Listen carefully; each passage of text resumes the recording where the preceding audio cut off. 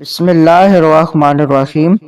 سید المفسرین حضرت عبداللہ بن عباس رضی اللہ تعالی عنہما نے فرمایا، امیر المؤمنین فاروق اعظم رضی اللہ تعالی عنہ کا جنازہ رکھا تھا۔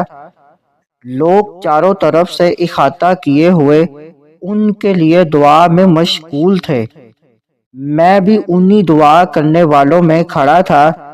اچانک ایک شخص نے پیچھے سے آ کر میرے کندھے پر کوہنی رکھی۔ میں نے پلٹ کر دیکھا تو علی مرتضیٰ رضی اللہ تعالی عنہ تھے۔ آپ رضی اللہ تعالی عنہ جنازہ شریفہ سے مخاطب ہو کر بولے، اللہ تعالی آپ پر رحمت فرمائے۔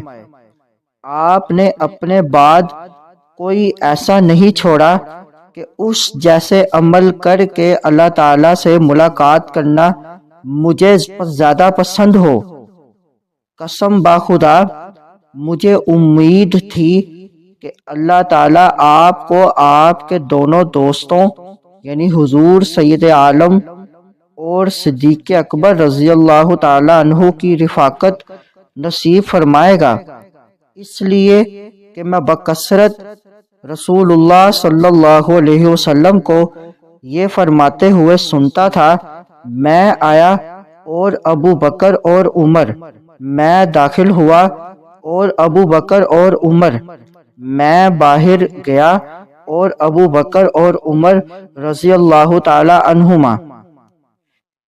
حدیث مبارک سے معلوم ہوا کہ سیدنا شیر خدا رضی اللہ تعالی عنہ کی نگاہ میں اس وقت فاروق اعظم رضی اللہ تعالی عنہ سے افضل کسی کے اعمال نہ تھے، اسی لیے ان جیسے اعمال کی تمنا فرمائی۔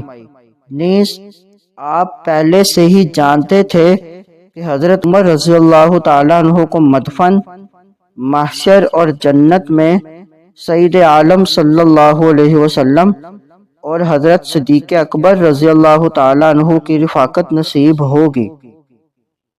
مزید معلومات کے لیے ہمارے چینل کو لائک اینڈ سبسکرائب کریں۔